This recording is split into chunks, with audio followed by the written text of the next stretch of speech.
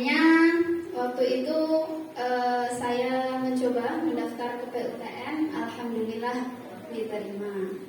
Dari 60 orang yang mendaftar. Jadi PUTM itu tidak membuka banyak kuota. Cuma waktu itu cuma 60 orang yang diambil, hanya gelombang pertama ya. Dari 60 orang itu yang lulus dari yang putri itu hanya 9 orang. Yang putra itu ada sekitar 10 orang. Jadi saya sangat tidak menyangka waktu itu. Karena apa? Karena saingan-saingan yang masuk ke PUTM itu dari berbagai pondok pesantren. Ada yang dari Mu'alimat, ada yang dari MBS Prambanan, ada yang dari MBS Klaten, ada yang dari luar Jawa yang memang dia berasal dari pondok yang bagus. Nah waktu itu memang saya sudah agak minder ya, wah ini saingannya berat-berat ini gitu. Akhirnya saya pas di PUTM itu kan tesnya di PUTM ya. Di PUTM itu saya minjem buku milik teman-teman yang mau daftar di PUTM juga. Minjem buku, saya pelajari dan dilalah ya. Ini sebuah keberuntungan dan pertolongan Allah ya. Saya diterima. Nah, jangan bayangkan PUTM itu adalah universitas atau kampus yang megah ya. PUTM itu bangunannya, gedungnya seperti mam ini, 11-12 lah. 11-12. Ketika saya sampai di PUTM yang Kaliurang, PUTM Putra, itu saya sama sepupu saya tanya ke penjaga gerbang wisata Kaliurang, Pak, PUTM itu yang mana ya? Nah, kemudian beliau menunjuk sebuah gedung yang berada di kiri jalan yang tidak jauh dari gerbang wisata Kaliurang itu. Wah, ternyata gedungnya Masya Allah seperti MA Muhammadiyah Kepil ya. 11-12. Bukan merupakan kampus yang bagus dari gedungnya ya, tapi orang-orang di dalamnya saya sangat banyak belajar dari dosen-dosen yang ada di PUTM. Beliau sangat luar biasa. Dan pelajaran di sini yang diambil adalah kita sebagai orang yang mungkin sekolahnya bukan di tempat yang bagus ya, mungkin di MA Muhammadiyah Kepil atau ada yang dari MTS, benar ya. Di sini ada yang MTS, masih MTS ya. Oke, dari MTS benar. Jangan minder ya. Kita pun yang dari MA Muhammadiyah Kepil atau dari MTS benar bisa bersaing dengan orang-orang atau anak-anak yang mungkin pondoknya di pondok yang luar biasa. Ya. Jadi jangan minder. Karena kita semua bisa untuk bersaing dengan orang-orang yang ada di luar sana. Orang-orang yang mungkin fasilitas pendidikannya luar biasa. Fasilitas pendidikannya luar biasa, didukung dengan guru-gurunya yang mungkin luar biasa ya. Walaupun kita di MA Muhammadiyah Kepil, guru-gurunya juga sangat luar biasa, keikhlasannya Pak Imam, kemudian Pak Toha sangat luar biasa dari dulu sampai sekarang masih di MA Muhammadiyah Kepil. Nah, total saya di Jogja itu selama 7 tahun. 7 tahun, 4 tahun kuliah dan 3 tahun pengabdian. Jadi di PUTM itu ada program pengabdian ya, namanya program pengabdian. Nah, program pengabdian itu nggak cuma setahun, sebulan, 2 bulan, tetapi 3 tahun. Ya, 3 tahun. 3 tahun pengabdian. Jadi saya 3 tahun pengabdian di PUTM. Baru setelah itu saya diminta oleh Bapak Kepala SMP Muhammadiyah 1 Wonosobo untuk membantu di MBS Baitul Arqam SMP Muhammadiyah 1 Wonosobo, itu MBS-nya. Nah, sebelum itu saya juga setelah itu saya juga di WA oleh pimpinan atau direktur MBS Kertek, Ustadz Teddy. Beliau juga meminta saya untuk membantu di MBS Kertek. Tapi karena yang sudah duluan itu adalah MBS Baitul Arqam SMP MUI, jadi saya memilih yang di MBS SMP MUI. Jadi ini, kalau kalian mau di PUTM, ya terserah sih sebenarnya mau di PUTM atau di kampus lain. Intinya adalah kalian harus punya cita-cita, harus punya impian. Kalau misalkan impian kalian pengen sekolah di atau pengen kuliah di UGM, siapa yang pengen kuliah di UGM? Nggak ada. Atau pengen kuliah di UIN Sunan Kalijaga, siapa yang pengen? Atau pengen kuliah di Universitas Ahmad Dahlan, ya, itu harus disiapkan dari sekarang. Baik yang kelas 10, 11, 12, baik dari kelas 10 itu sudah menyiapkan. Jangan sampai nanti pas sudah kelas 12 udah sibuk mikir ujian, nggak sempat lagi untuk menyiapkan ketika mau masuk kuliah atau persiapannya kurang. Jadi kalau kalian punya impian sejak kelas 10 sudah dirancang, oh nanti setelah lulus MA nanti mau kemana? Kalau mau kuliah di UIN Sunan Kalijaga, kira-kira pengennya prodi apa? Ke program studinya apa? Nah nanti dicari, kan sekarang teknologi sudah canggih ya, bisa searching gitu. Nanti persyaratannya apa saja. Kalau masalah beasiswa banyak ya. Sekarang itu banyak beasiswa. Mungkin yang hafalannya sudah banyak atau sudah hafal 30 juz. Nah, itu ada beasiswa hafid ya. Nah, itu. Jadi walaupun mungkin nggak punya biaya untuk kuliah, tapi sekarang sudah difasilitasi banyak beasiswa ya. Asalkan ada kemauan dari kita ya.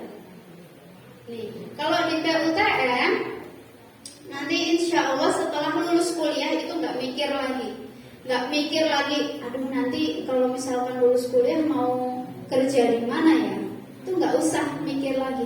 Kenapa? Karena nanti setelah lulus dari PUTM itu sudah diarahkan, kamu nanti kerja atau pengabdian di pondok A, kamu nanti di pondok B, kamu nanti di pondok C. Itu sudah diarahkan. Jadi kita tinggal menjalani, tinggal masuk seperti itu. Nggak usah pusing-pusing lagi nanti bakal kerja di mana. Ya. Dan sepengalaman saya setelah pengabdian pun kita juga tidak perlu mencari-cari mau kerja di mana nanti. Buktinya saya misalkan setelah pengabdian bahkan sebelum wisuda PUTM itu saya sudah di WA oleh Kepala Sekolah SMP Muhammadiyah 1 Wonosobo. Sudah di WA oleh pimpinan MBS Kertek seperti itu. Jadi kalian di sini harus punya mimpi, harus punya cita-cita.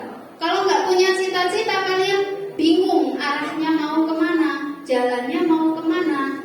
Kalau misalkan kalian punya cita-cita, tujuannya jelas, nah jalan yang dilalui itu juga akan jelas. Kira-kira step pertama atau langkah pertama harus apa, yang kedua harus apa, yang ketiga harus apa. Kalau misalkan mau pengen ikut beasiswa tahfidz misalkan, dari sekarang harus sudah disiapkan hafalannya mulai dari juz 30 misalkan, juz 1, juz 2, juz 3, mungkin minimal misalkan 15 juz. Kan tidak mungkin disiapkan baru di kelas 12 kan? Tidak ada waktu lagi. Kalau misalkan disiapkan dari kelas 10 kan insya Allah bisa, asalkan ada kemauan ya. Makanya harus punya cita-cita seperti itu ya, walaupun sekolahnya mungkin di tempat yang seperti ini yang luar biasa, Masya Allah ini ya, gak apa-apa ya, karena kita pun bisa bersaing dengan orang-orang di keluar sana. Nggak usah minder. Itu yang pertama. Oke, baik.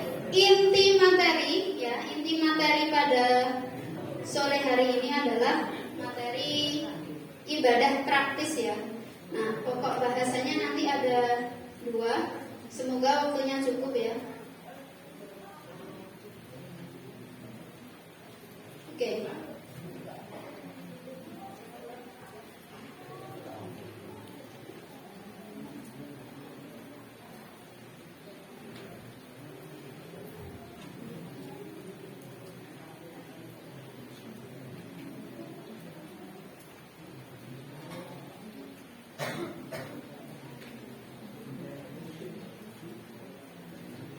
Kita bahas tentang toharoh. Toharoh itu apa? Oke, bersuci. Toharoh. Toharoh itu sebenarnya ada 2 macam ya. Maknanya ada 2.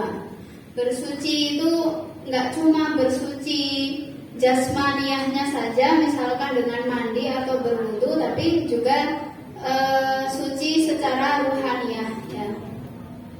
Nah ini, kalau suci secara ruhiyah yaitu kesucian jiwa dari syirik. Kalau badaniyah berarti kesucian dari najis, suci dari najis baik pakaiannya atau badan ya, najis dan hadas. Nah, yang pertama kita bahas adalah toharoh badaniyah. Ya, toharoh badaniyah itu untuk membersihkan najis hakiki dan najis hukmi. Kalau najis hukmi itu disebut dengan kalau najis hakiki, coba yang tahu siapa ini perbedaan antara hadas dan najis. Hadas dan najis, siapa yang tahu bisa tunjuk tangan. Hadas dan najis, ada yang tahu? Nggak tahu? Satu pun nggak ada yang tahu. Ini pesertanya berapa ini? Ada 100-an nggak? Nggak ada ya?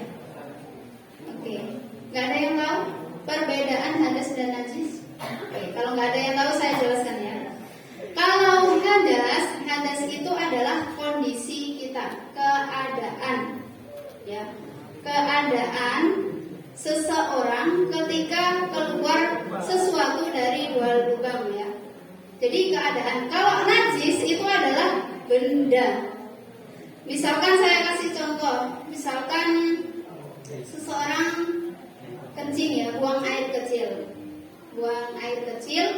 Nah, air kencingnya itu adalah najis ya, jadi bendanya najis.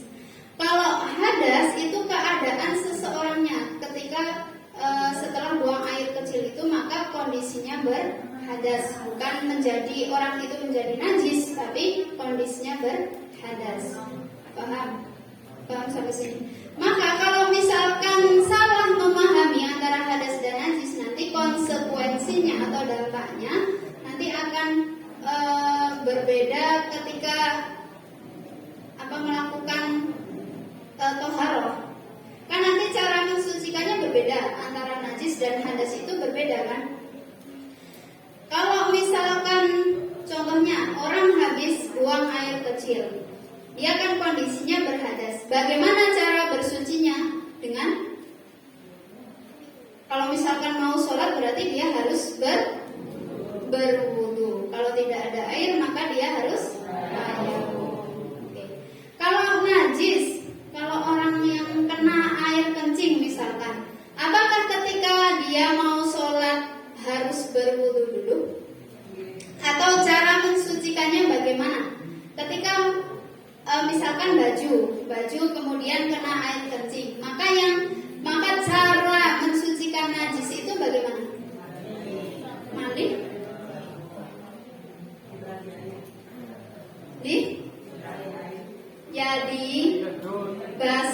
Dibasuh, dicuci, ya, dicuci. Kalau misalkan ini orang yang mau sholat kemudian tangannya kena telek cicak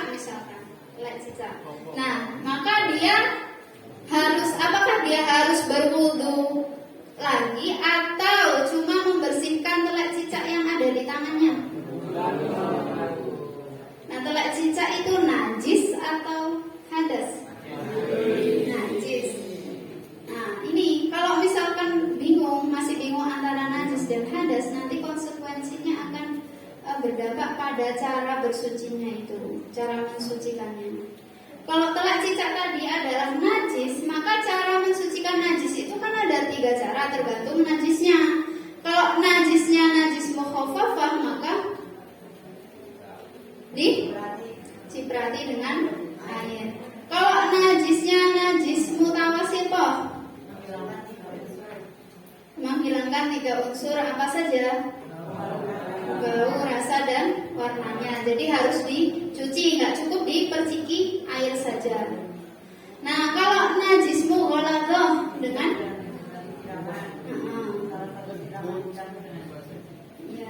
itu ya caranya mensucikan najis. Maka tadi kalau telak cicak itu kan maksudnya najis mutawasithah ya, najis yang sedang. Maka cara mensucikannya bagaimana? Tinggal dibasuh sampai bersih, sampai hilang bau, rasa, dan warnanya. Jadi orang yang terkena telak cicak tadi harus berwudu lagi atau tidak? Apakah dia berhadas? Berhadas enggak? Tidak. Tadi hadas itu keadaan seseorang apabila keluar sesuatu dari 2 lubang. Cicak keluarnya dari mana? Ya, kan dari cicaknya kan, bukan dari kitanya. Ya, maka itu najis, dan seseorang yang kena telak cicak tadi dia tidak berhadas. Maka ketika mau berwudu, yang dihilangkan adalah telak cicaknya itu. Kita tidak berwudu, tidak apa-apa, karena wudunya tidak batal. Seperti itu ya. Kalau hadas kan tadi keadaan seseorang apabila keluar sesuatu dari 2 lubang ya.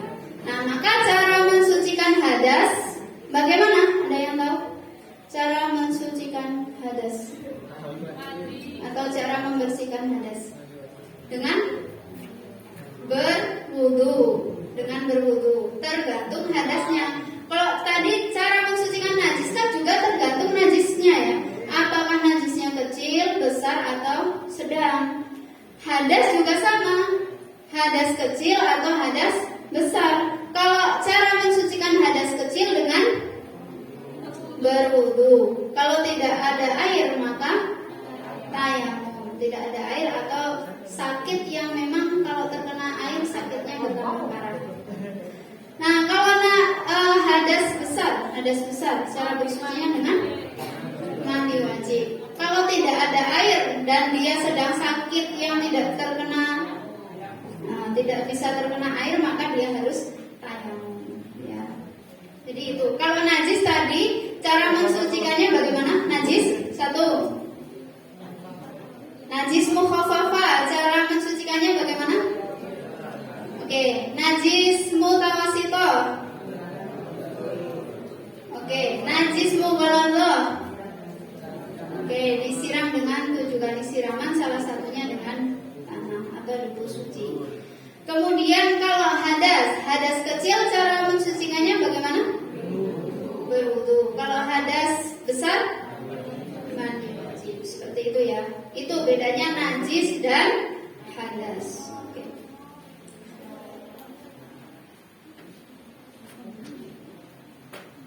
Ini ya contoh hadas kecil dan hadas besar. Hadas kecil ya ada BAK, BAB, keluar wadi, kentut.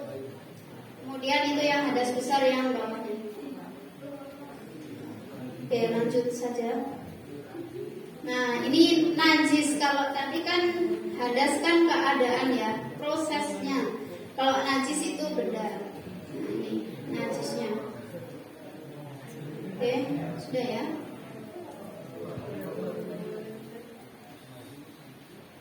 Oke, ini kita skip aja.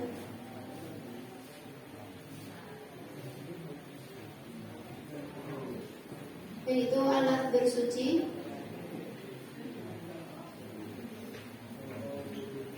Oke, langsung masuk ke wudu. Tadi kan cara mensucikan hadas besar hadas kecil adalah dengan berwudu. Lalu bagaimana caranya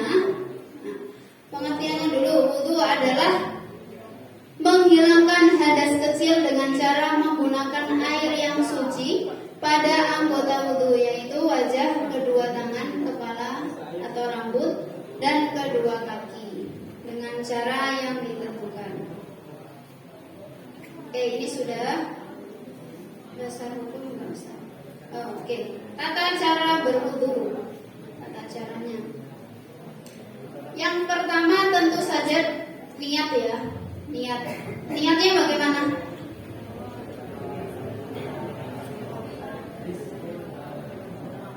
Niat berwudu ya, niat berwudu. Niatnya bagaimana? Kalau kalian mau wudu, niatnya bagaimana? Nawaitul wudu'a.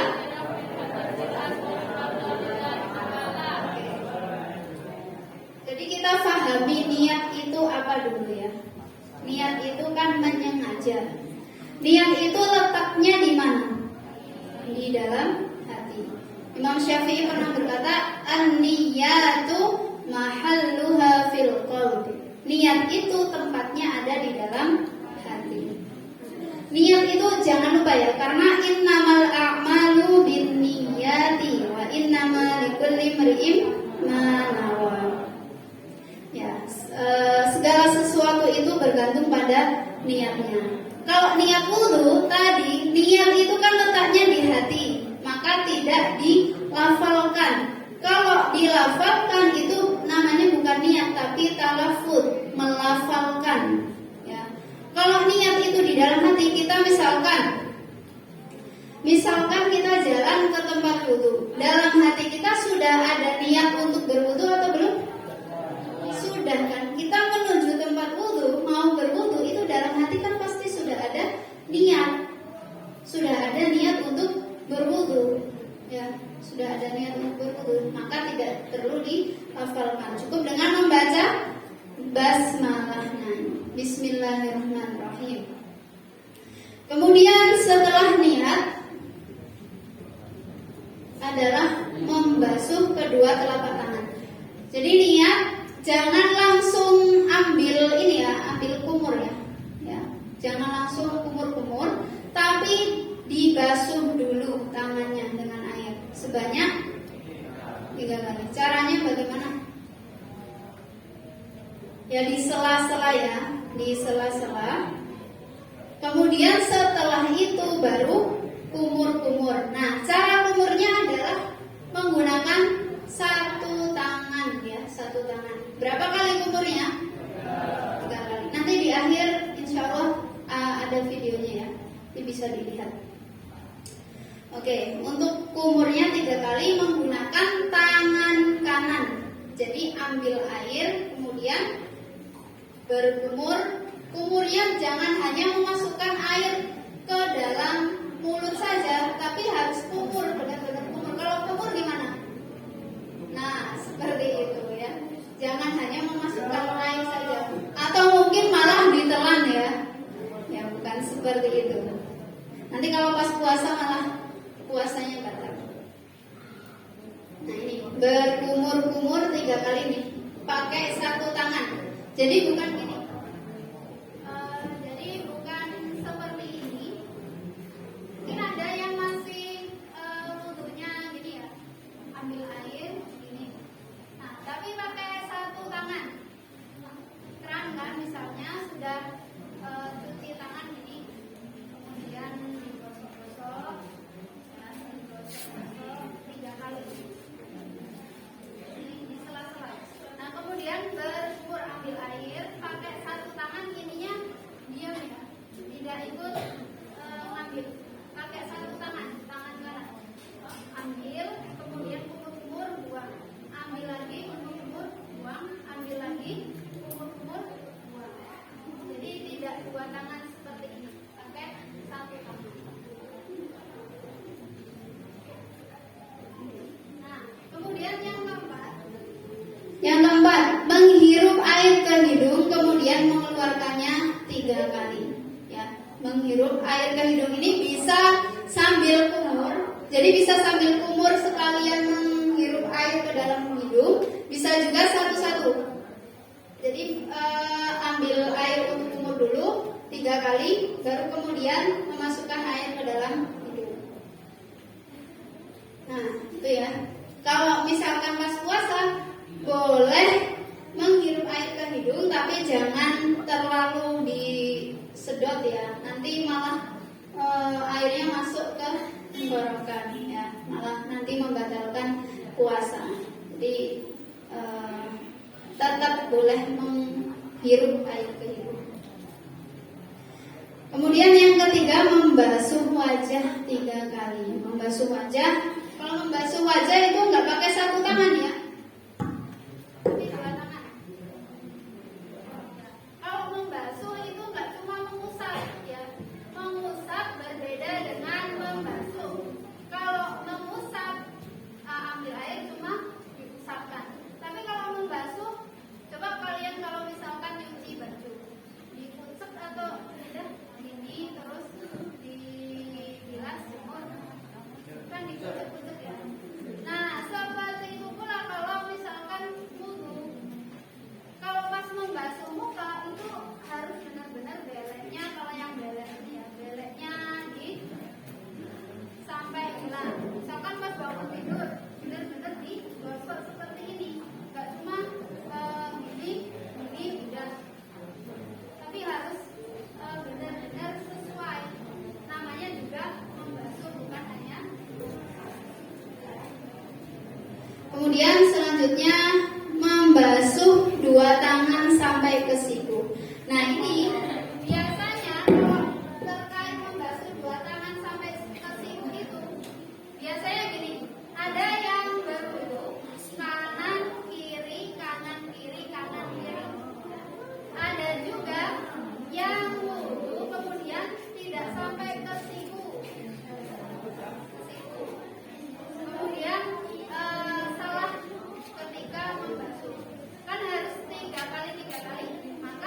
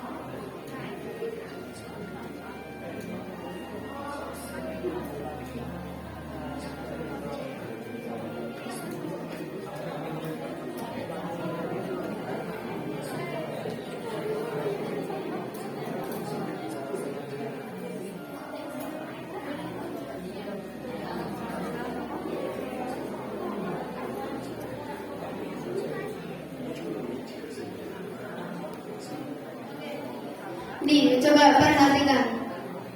Cara berkumurnya adalah menggunakan satu tangan, ya, bukan dua tangan tetapi satu tangan. Ya.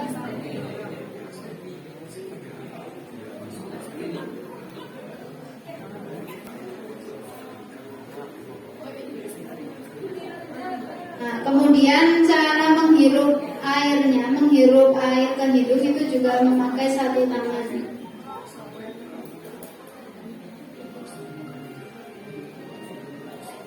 Ya, perhatikan cara membasuh mukanya. Coba praktekkan, coba membasuh mukanya dari mana tadi? Ya. Perhatikan. Nah. Oke, jadi dari sini kemudian ke sini baru ke dari sini, dari tengah, dari sini atas, kemudian ke samping, kemudian baru ke ini.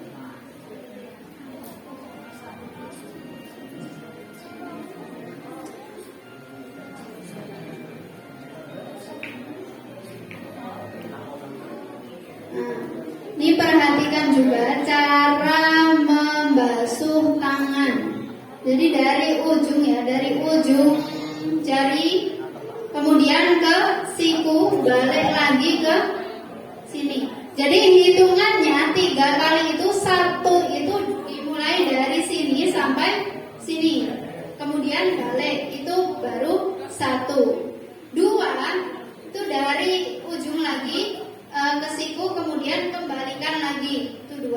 Kemudian yang ketiga juga sama, itu baru dihitung 3 kali. Ya, jadi bukan gini 1, 2, 3, itu bukan, ya.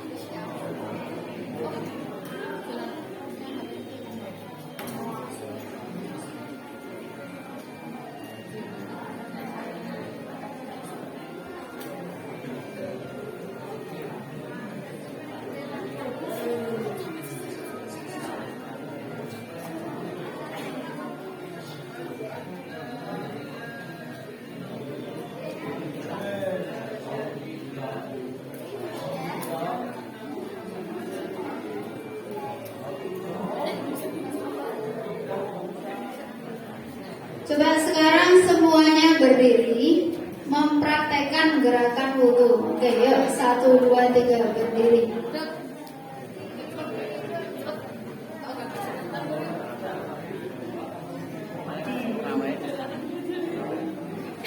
Oke, berdiri. Bayangkan di depan kalian ada keran, ya. Oke. Oke, yuk mulai dari niat mengucap basmalah. Bismillahirrahmanirrahim. Oke. Membasuh tangan 3 kali. Membasuh tangan. Oke. Kemudian habis itu kumur-kumur. Ingat, kumurnya pakai satu tangan. Ya. Tangan kirinya di bawah. Ya, kumur 3 kali. 1, 2, 3. Kemudian memasukkan air ke hidung. Oke. Memasukkan air ke hidung atau menghirup air ke hidung. Kemudian dihirup, kemudian keluarkan, ya, jangan ditelan. Kemudian setelah itu membasuh muka. Bagaimana membasuh muka tadi? Dari tengah ke samping ke tengah. Oke. Ke mata, ya. Akhirnya itu nanti tangannya seperti itu.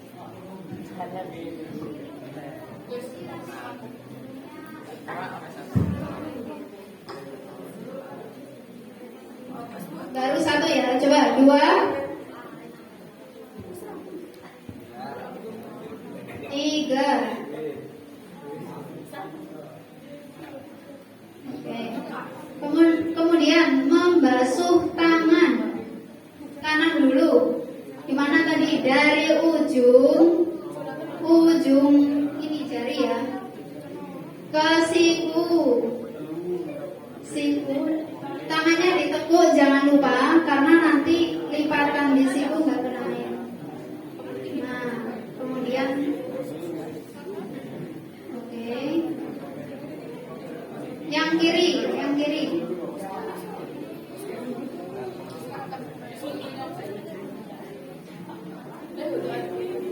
Kemudian mengusap kepala ke telinga. Gimana mengusapnya? Dari depan ke belakang, ke depan lagi, ke telinga. Oke. Kemudian membasuh kaki. Membasuh kaki kanan dulu 3 kali. Di sela-sela. Oke. Yang kiri 3 kali. Yang di belakang, yang duduk-duduk.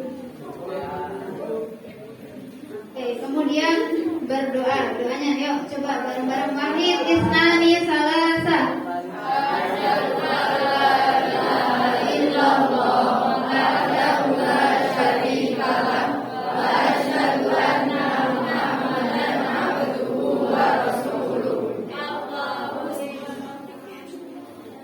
Oke, kemudian sudah ya, Toharoh.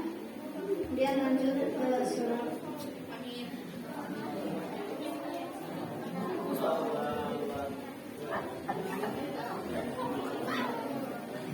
Ya, duduk, boleh duduk.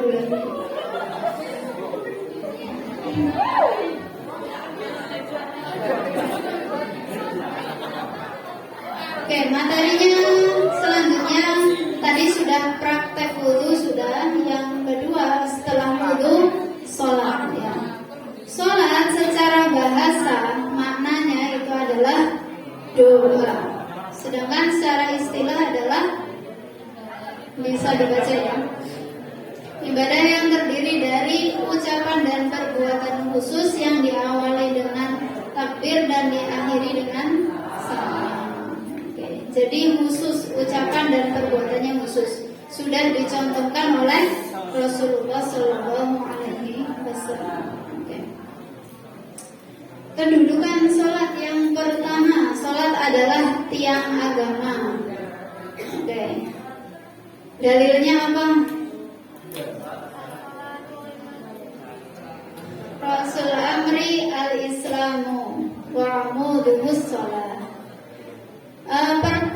Pokok semua urusan itu adalah Islam, dan tiang atau pokok dari Islam itu sendiri adalah sholat. Maka kalau ibaratnya sholat itu kan adalah tiang ya. Kemudian Islam tiang, ketika tiang itu tidak ada, maka sesuatu itu akan roboh. Kalau Islam, orang Islam kok nggak sholat, maka nantinya ketika sudah tidak ada lagi orang yang sholat, misalkan, pasti Islamnya akan roboh ya, seperti itu. Kemudian yang kedua, sholat adalah ibadah pertama yang akan dihisab. Oke. Dalilnya, awwalu ma yuhasabu bihil abdu yaumal qiyamati as-shalah. Fa in saluhat saluha sairu amalihi, fa in fasadat fasada sairu amalihi. Oke. Ibadah atau hal yang pertama kali akan dihisab adalah sholat. Kalau sholatnya baik, maka semuanya akan baik. Tapi kalau sholatnya buruk, maka semuanya akan buruk. Seperti itu. Maka sholat adalah pertama kali, hal yang pertama kali akan dihisab. Yang ketiga, sholat adalah parameter amal hadisnya, fa in saluhat saluha jasadu saluhat sa'iru amalihi, fa in fasadat fasada sa'iru amalihi. Kalau sholatnya bagus maka seluruh amalnya akan bagus. Kalau sholatnya buruk maka semuanya amal akan buruk. Yang pertama kemudian hukum meninggalkan sholat. Mungkin di sini ada beberapa anak yang meninggalkan sholat. Masih meninggalkan sholat nggak kalian? Sholatnya sering bolong-bolong nggak? Insya Allah yang di sini sholatnya tepat waktu semua ya. 5 waktu dalam sehari. Semoga tidak ada yang bolong-bolong ya sholatnya. Kalau orang yang meninggalkan sholat karena dia mengingkari kewajibannya, maka digolongkan sebagai orang yang kafir. Dalilnya, innal ahdal ladzi bainana wa bainahum as-shalah faman tarakaha faqad kafar. Hal utama yang membedakan antara orang Islam dengan orang non-Islam itu adalah sholatnya. Atau orang yang Islam dengan orang kafir itu adalah sholatnya. Maka kalau dia meninggalkan sholat berarti dia adalah kafir ya. Ini meninggalkan sholatnya meninggalkan karena dia memang mengingkari kewajibannya ya, ingkar dengan kewajibannya. Kalau orang yang meninggalkan sholat tetapi dia meninggalkan karena malas, nah itu nanti dosa besar ya, dan akan dimasukkan ke dalam neraka apa? Oke. Masalakakum fi saqar qalu lam naku minal musallin. Ditanya orang yang masuk ke dalam neraka Sakor, apa yang menyebabkan kamu masuk ke dalam neraka Sakor? Qalu lam naku minal musallin. Dahulu kami adalah orang-orang yang meninggalkan sholat ya. Di sini meninggalkan sholat di sini yang dimaksud adalah males-malesan ya. Siapa nih yang males-malesan? Males untuk sholat ya. Nah, nanti balasannya adalah neraka Sakor.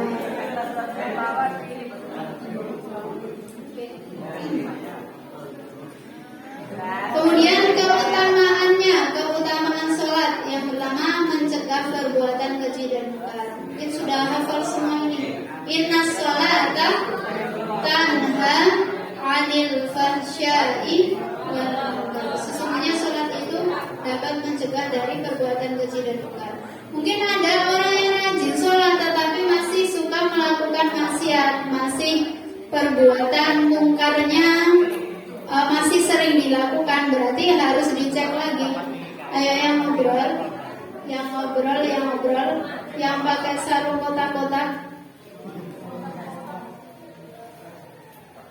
Mana mukanya? Oke.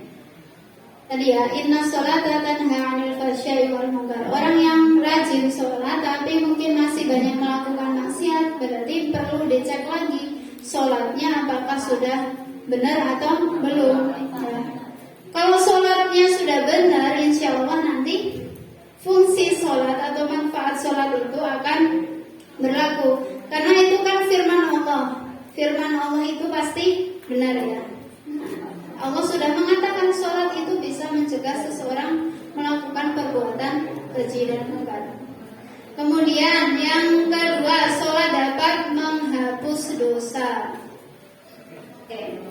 As-shalawatul khamsu wal jumu'atu ilal jumu'ati wa ramadhanu ila ramadhana mukaffaratu ma bainahunna idza jtunibatil kabair. Oke. Sholat lima waktu ke sholat 5 waktu berikutnya, kemudian Jumat sampai ke Jumat, Ramadan ke Ramadan, itu bisa menghapus dosa selama dia tidak melakukan dosa-dosa besar ya. Tuh Itu sudah menjelaskan, dapat menghapus dosa. Yang ketiga, sholat menjadi sebab utama masuk surga. Jadi orang yang melakukan sholat ya, orang yang melakukan sholat itu nanti sudah disiapkan surga, dibangunkan rumah di surga ya.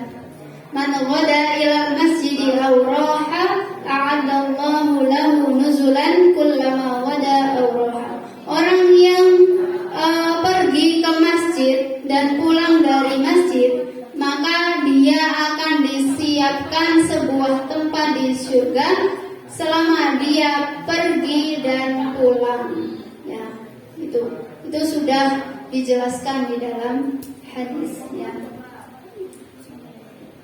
Kemudian persiapan sholat, yang pertama tentunya harus mengetahui waktu sholat ya. Sudah masuk waktu.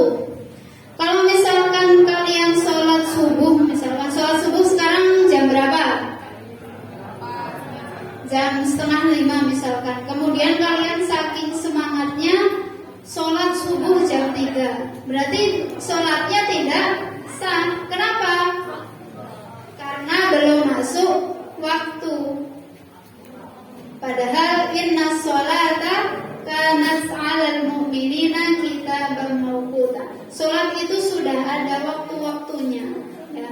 Jadi kalau mau sholat yang pertama harus sudah masuk waktu sholat. Oke, yang kedua tentu saja menutup aurat ya, menutup aurat. Kalau laki-laki auratnya dari mana? Pusar sampai lutut. Kalau misalkan sholat yang laki-laki ya, sholat hanya menggunakan celana pendek misalkan, tapi tertutup pusar dan lututnya, apakah sholatnya sah? Oke, secara fikih, secara hukum sah. Tetapi kalau berdasarkan etika itu tidak sopan, tidak sesuai. Mau menghadap Allah kok cuma pakai kolor ya, cuma pakai celana pendek ya. Walaupun secara hukum sholatnya dia sah-sah saja karena aurat dia sudah tertutupi ya, pusar dan lututnya.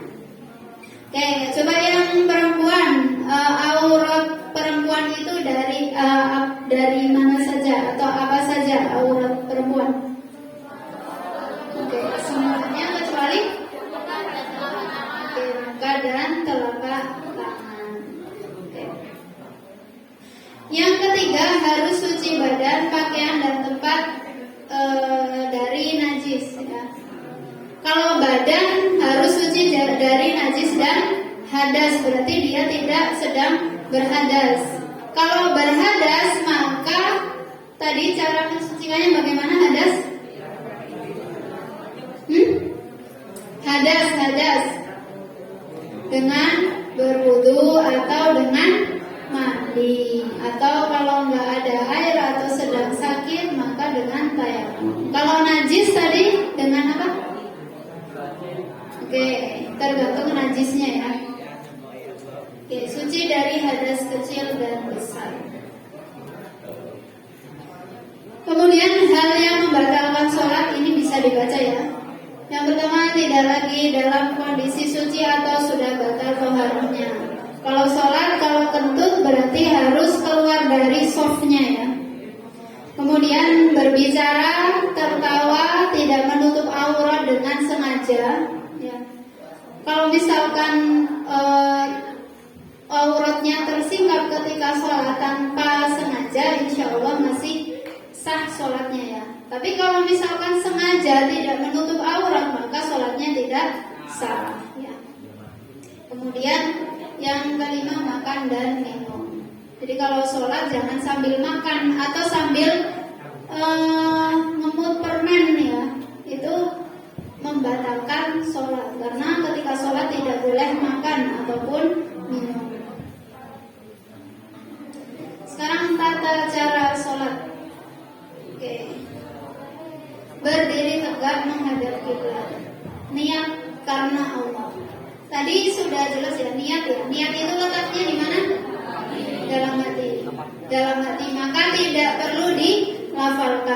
Jadi kalau misalkan kita sholat, kita takbir itu dalam hati kita kan udah ada niat ya.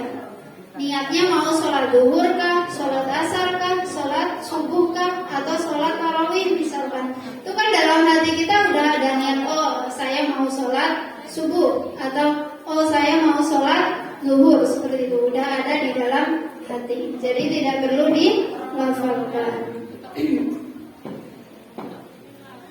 Oke, kemudian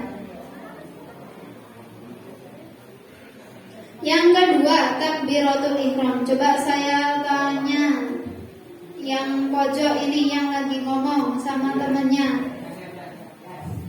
Oke, coba praktekkan takbiratul ihram. Coba berdiri, biar kelihatan. Coba. Ya udah, nggak berdiri tapi praktekkan coba takbiratul ihram. Ya gerakannya. Gimana? Oke. Coba 4 orang atau 3 orang. 1 kamu, 2, 3. Coba ke depan. Mempraktekkan sholat biar gampang. Kayak 1, 2, 3 maju. Gak apa-apa. Ayo. Gak usah malu. Ya 3 orang.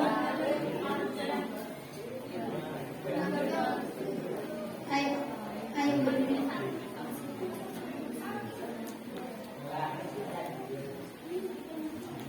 Sini ke depan. Ke depan. Hadap ke sana ya. Ke depan, hadap ke sana. Ya biar dilihat, biar tahu yang lainnya. Ayo cepat maju sini. Ayo cepat. Ayo waktunya udah mau habis nih. Hadap sana. Ayo biar kelihatan. Ayo cepat. Sini depan. Oke. Coba praktekkan tadi takbiratul ihram. 1, 2, 3. Allah. Ya.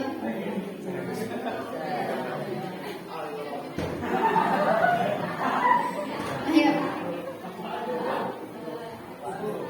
Bareng. 1, 2, 3. Oke, kamu seberapa kamu mengangkat tangannya seberapa? Oke. Kamu? Oke, kamu? Oke. Nah, jadi hadis yang membahas tentang cara mengangkat tangan itu ada 3 hadis. Yang pertama hadisnya bahwa Rasulullah itu, ini saya tampilkan hadisnya. Nah, yang pertama yang hadis riwayat Bukhari, ya, Al-Bukhari. Beliau Rasulullah Shallallahu Alaihi Wasallam yarfa'u yadaihi halwa mankibaihi. Rasulullah Shallallahu Alaihi Wasallam mengangkat tangan. Ini ketika takbiratul ihram ya, mengangkat kedua tangannya di hadapan bahu. Bahu kan ini pundak ya. Di hadapan berarti segini sepundak. Nah, hadis yang kedua, nih, idza kabbara rafa'a yadayhi hatta yuhadiya bihima udhunayhi. Yang kedua menjelaskan bahwa ketika Nabi takbir mengangkat kedua tangannya sampai sejajar dengan telinga. Yang pertama di depan atau di hadapan bahu, yang kedua hadis yang kedua di sejajar dengan telinga. Kemudian hadis yang menjelaskan lebih khusus lagi adalah yang hadisnya Abu Dawud ya. Hatta kanata hiyala mankibaihi wa hada bi ibhamaihi udhunahu. Sejajar dengan bahu, tetapi ibu jari itu sejajar dengan telinga. Jadi kalau takbir itu ibu jari jari jempol ya. Jempol itu sejajar dengan telinga, sejajar. Ini berlaku baik untuk perempuan ataupun laki-laki ya. Jadi baik perempuan ataupun laki-laki sama, sejajar dengan telinga gitu. Nah, untuk telapak tangan itu hadap ke depan, ya, hadap ke kiblat, bukan gini, ya, bukan gini, Allahu Akbar, bukan gini ya, tapi dihadapkan ke depan. Oke, coba sekarang praktek. 1, 2, 3 takbir. Sejajar telinga, atas lagi, jempol. Nah, jangan nempel ya, tapi hanya sejajar. Posisi tangan bukan gini, bukan juga seperti ini, tapi biasa ya, biasa. Tidak juga seperti ini. Coba 1, 2, 3. Oke. Nah, kemudian bagaimana posisi ketika ini bersedekap? Coba, bersedekapnya di mana? Di perut atau di dada? Di dada. Dada mana dada? Oke. Tangan kanan memegang pergelangan tangan kiri, ya. Tangan kanan memegang pergelangan tangan kiri. Digenggam. Seperti itu. Jadi bukan di perut ya, bukan di perut, dan juga jangan gini. Biasanya ada orang yang sholat tapi yang dipegang adalah sikunya, ya. Ada yang seperti itu. Padahal yang harusnya dipegang adalah pergelangan tangannya. Oke. Jangan seperti itu ya. Nah, seperti itu. Oke, sudah boleh. Belum boleh meletakkan tangannya di bawah. Oke, sampai akhir ini, sampai akhir. Oke. Lalu pandangan matanya kemana? Oke, jangan ke depan ya, atau jangan malah ke belakang ya. Tapi ke tempat sujud. Nanti kalau misalkan ke depan, di depannya ada orang yang memakai baju misalkan yang membaca tulisan ini adalah orang gila. Kayak gitu kan biasanya ada gambar-gambar atau tulisan-tulisan yang aneh ya. Maka ketika kita sholat itu sebenarnya tidak boleh menggunakan baju atau makruh itu ya, menggunakan baju yang mempunyai tulisan-tulisan ya, tulisan atau mungkin gambar-gambar yang aneh.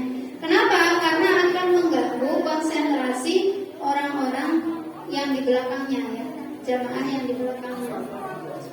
Pandangan ke tempat sujud. Nah, kemudian boleh nggak memejamkan mata ketika sholat? Boleh?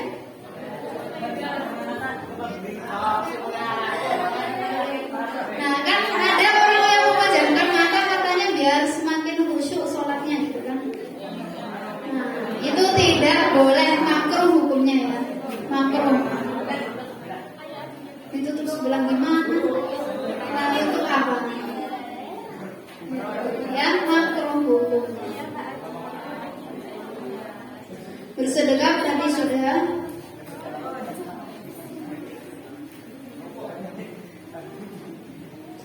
Kemudian bacaannya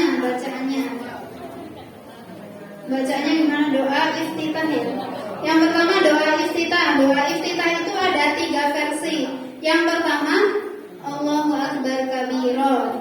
Yang kedua Allahumma ba'id baini. Yang ketiga wajjahtu wajhiya lilladzi fatara samawati ila akhirih, sampai akhir. Kalau yang paling panjang itu bacaan wajjahtu. Tapi yang kesalahan selama ini yang biasanya terjadi di masyarakat itu adalah menggabungkan 2 doa iftitah. Ada yang pakai Allahu Akbar kabira tetapi disambung dengan inni wajjahtu wajhiya, seperti itu. Kan biasanya seperti itu. Padahal doa iftitah itu antara Allahu Akbar kabira dengan yang wajah itu hadisnya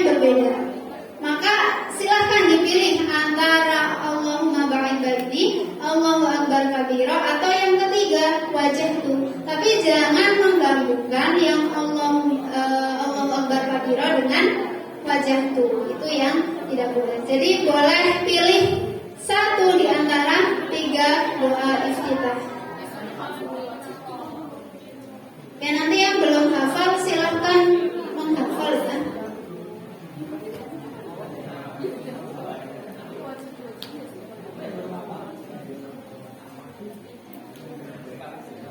Oke. Kemudian setelah doa iftitah apa? Al-Fatihah. Tapi sebelum membaca Al-Fatihah wajib membaca yang ini yang sering lupa untuk diperhatikan adalah ta'awud dan basmalah. Ta'awud terutama ya. Ta'awud itu harus pakai ta'awud. Jadi setelah doa iftitah, a'udzubillahi minasyaitonirrajim, bismillahirrahmanirrahim. Kalau ta'awud itu harus dibaca secara sir atau pelan, tidak boleh mungkin pas ada yang jadi imam kemudian melantangkan ta'awudnya. Tiba-tiba a'udzubillahi minasyaitonirrajim, bismillahirrahmanirrahim.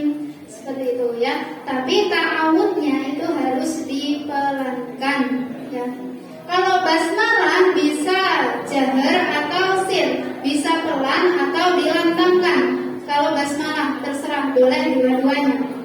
Ya, tapi kalau di dalam sholat sir atau sholat misalkan sholat asar, sholat duhur, maka bacaan basmalahnya harus pelan, tidak boleh yang jahar. Oke, yang tiduran ini siapa? Ya, duduknya yang bagus. Oke, setelah itu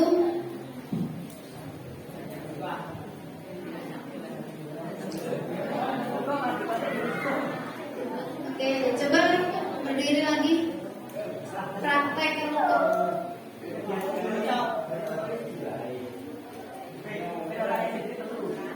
biar tidak malu. Kalau satu malu, kalau satu kamu mau. Oke, yuk bertiga. Biar bisa saya cek.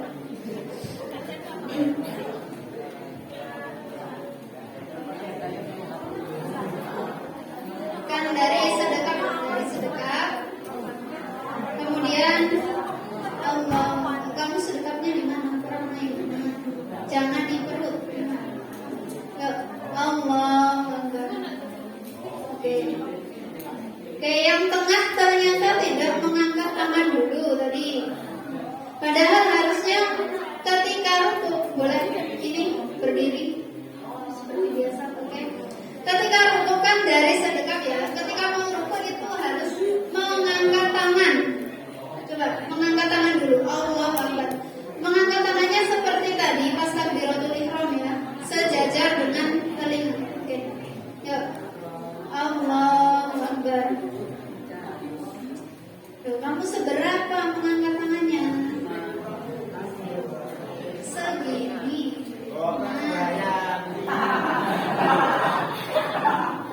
Oke, coba lagi. Allahu Akbar. Oke. Tangannya berada di lutut. Oke, udah. Oke. Selanjutnya doanya apa? Doa rukuk.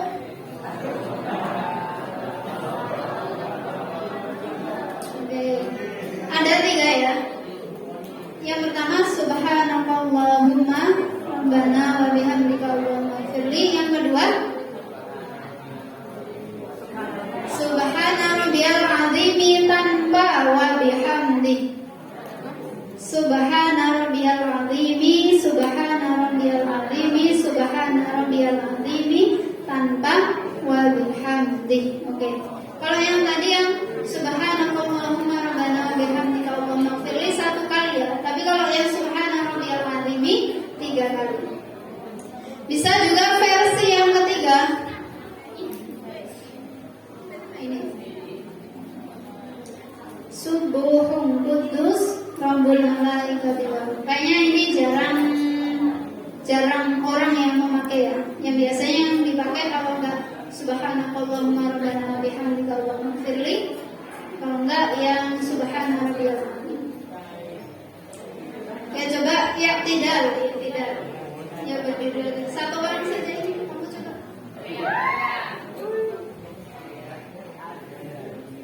Ya tidak itu gerakan apa?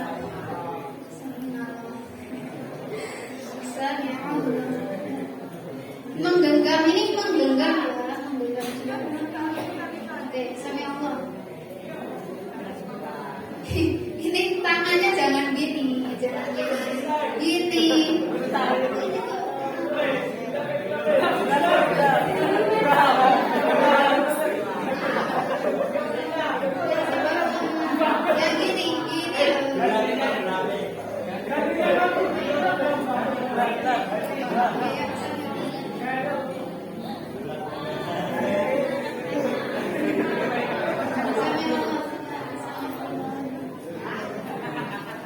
Oke, coba kamu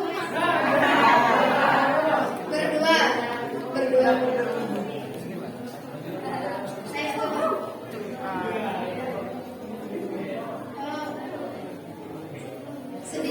Sendiri ya. Sampai Allah ya. Jangan gini arahkan. Nah, begini kira-kira sampai Allah.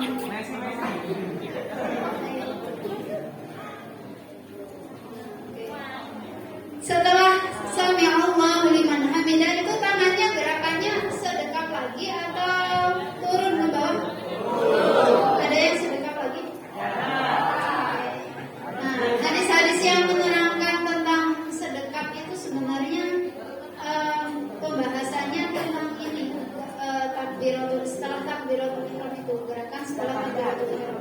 Sebenarnya ini perbedaan dalam memahami hadis.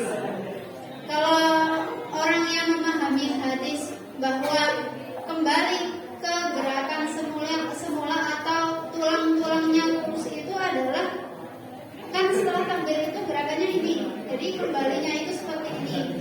Tapi kalau Muhammadiyah itu memahaminya kembali dan tulang-tulangnya kursi itu adalah turun ke bawah ya. Sami Allah liman hamidah. Oke, bangun. Malah tiduran. Oke, doanya gimana atau bacaannya? Sami Allah liman hamidah.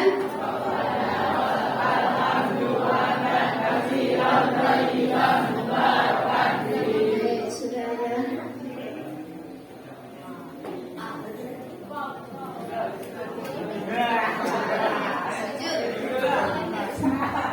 Ya, gerakan sujud. Langsung gerakan sujud.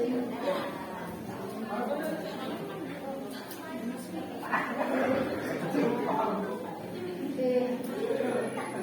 Lagi kalau saya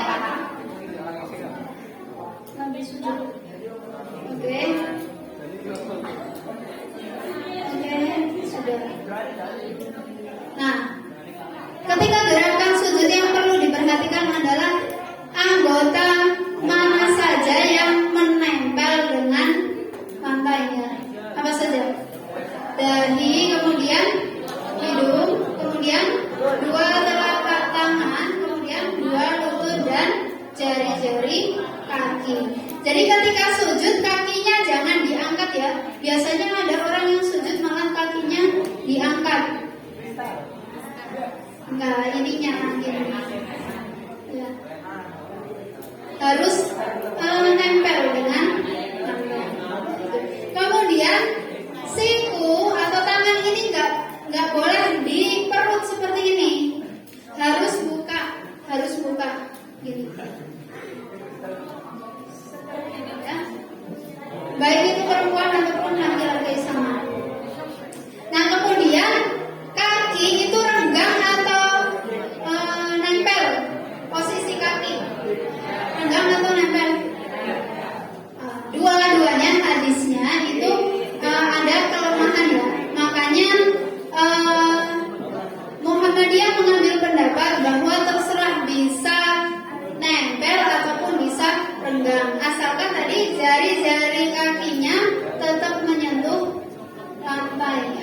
tidak diangkat.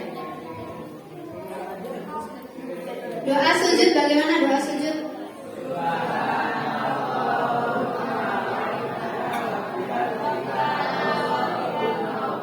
Oke, sama dengan doa ruku atau yang versi kedua?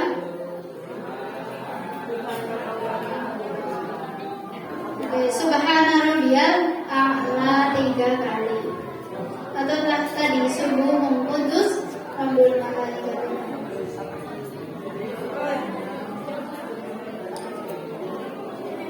Nah, kemudian habis sujud apa? Duduk di antara dua sujud.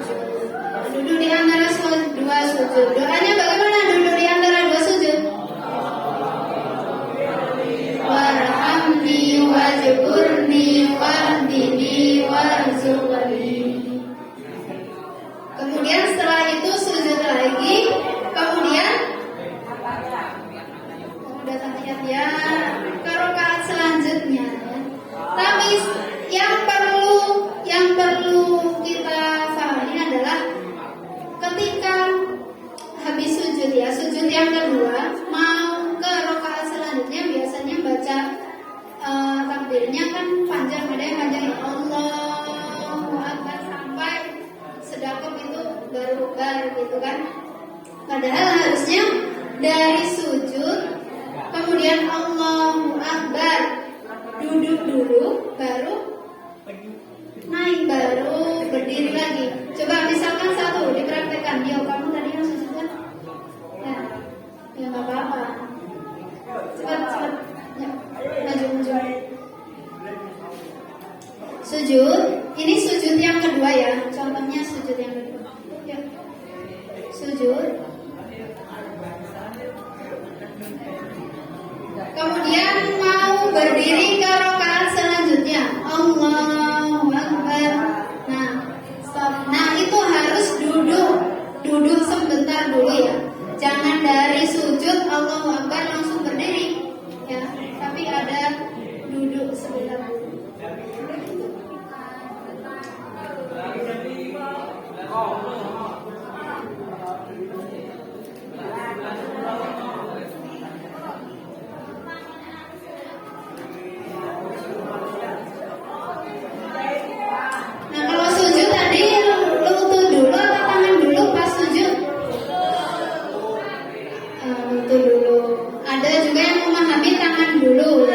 Biasanya kalau mbah-mbah yang sudah tua itu biasanya nggak bisa kalau lutut dulu ya. Biasanya tangan dulu. Yang tua.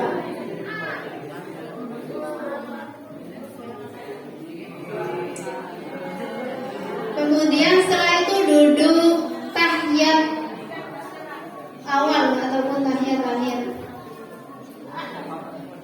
Oke, yang menjadi permasalahan ini doa tahiyat itu, coba kalian kalau tahiyat awal yang dibaca apa? Sampai apa? Yang sholawat dibaca atau tidak? Tidak?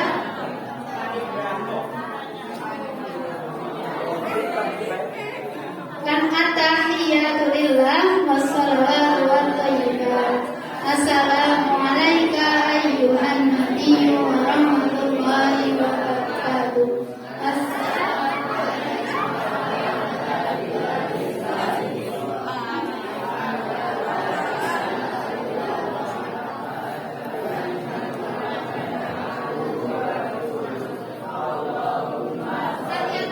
Tahiyat awal dari at-tahiyatulillah sampai wa rasulullah atau ditambah Allahumma sholli ala Muhammad. Oke. Baik tahiyat awal maupun tahiyat akhir sholawat Nabi itu tetap dibaca. Jadi tahiyat awal maupun tahiyat akhir itu tetap sampai Hamidum Majid gitu. Nah, nanti yang berbeda itu adalah doa tambahannya. Ya, doa tambahannya. Doa tambahannya kalau tahiyat awal ini bisa dibaca Allahumma a'inni ala dzikrika wa syukrika wa husni ibadatik. Tapi kalau tahiyat akhir nanti yang dibaca adalah Allahumma inni a'udzu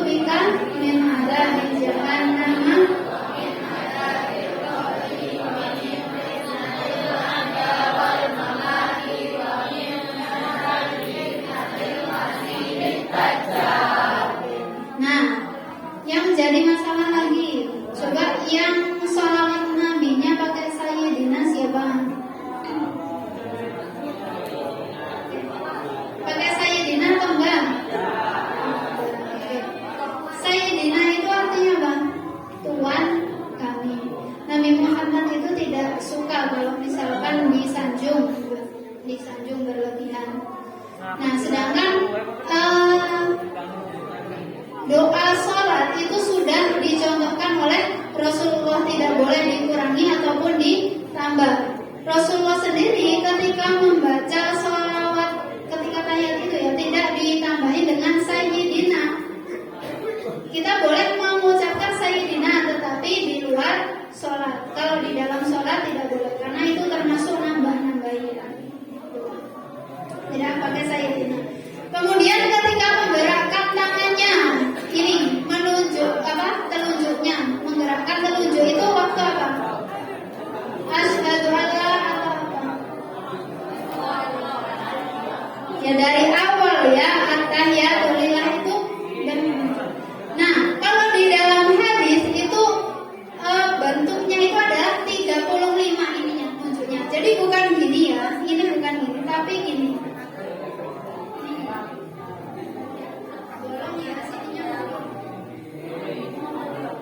Bukan gini ya, bukan gini, bukan tapi gini. Bukan pula seperti ini.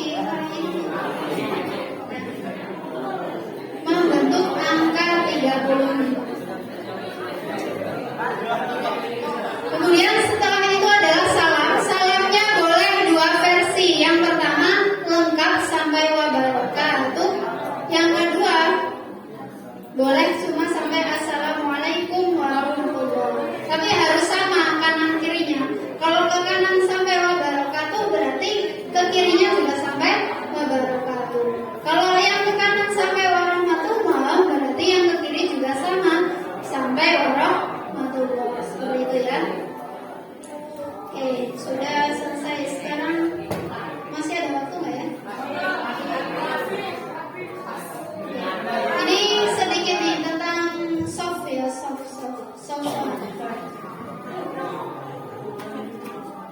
Oke, ini gambarnya aja. Kalau sholat jamaah laki-laki seperti itu ya, imam antara imam dan makmum sejajar.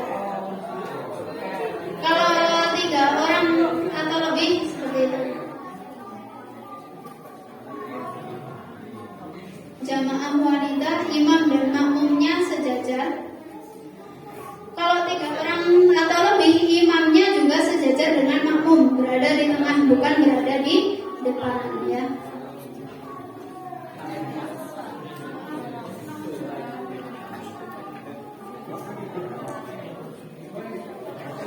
Oke. Kalau ini jamaah laki-laki dan perempuan. Nah, ini masalah sholat jamaah ini. Yang pertama, mungkin ada ketika kalian makmum masbuk menjadi makmum masbuk, biasanya nunggu imam berdiri lagi ya. Dari rakaat pertama, mungkin imamnya masih sujud. Biasanya ada yang nunggu dulu imamnya berdiri. Padahal harusnya ketika kita masuk masjid, imamnya sedang sujud, ya kita harus mengikuti gerakan imam. Tetapi harus takbir terlebih dahulu. Jangan langsung tiba-tiba sujud ya. Nah, kemudian ada di suatu tempat mungkin, kalau di sini kayaknya tidak ada. Ada yang kalau sholat masbuk ya, misalkan masbuknya ada 3 orang. Kemudian masih kurang 2 rakaat. Masing-masing kurang 2 rakaat. Kemudian mengangkat imam baru. Ada yang seperti itu. Mengangkat imam baru. 3 ini masbuk semua. Kurang 2 rakaat semua. Nah, mengangkat imam baru. Nah, yang seperti itu tidak ada ya. Karena kalau misalkan mengangkat imam baru nanti malah bingung ini yang mau ditunjuk jadi imam siapa, padahal masih dalam sholatnya belum selesai ya, seperti itu. Nah, ini yang penting adalah imam diangkat untuk diikuti. Ketika masbuk maka harus mengikuti apapun yang dilakukan oleh imam ya. Ketika imam duduk tawaruk ya berarti duduknya duduk tawaruk. Duduk tawaruk itu yang duduk tahiyat-tahiyat, itu namanya duduk tawaruk ya. Seperti itu. Jadi intinya apapun gerakan imam ketika kita menjadi makmum masbuk, maka itulah yang harus kita lakukan.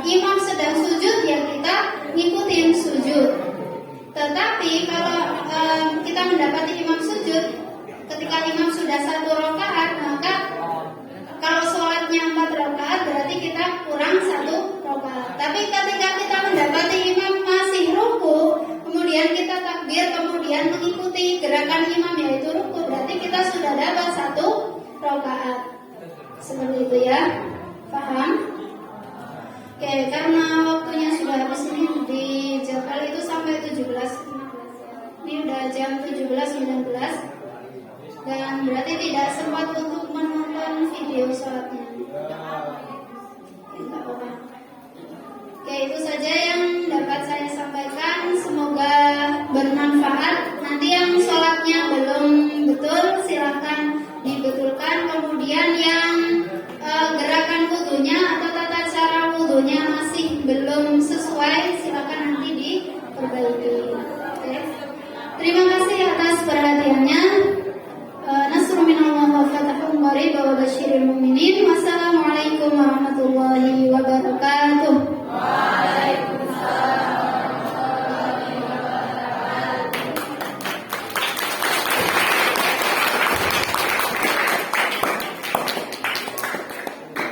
Kami ucapkan terima kasih kepada Ustazah Zulaiha.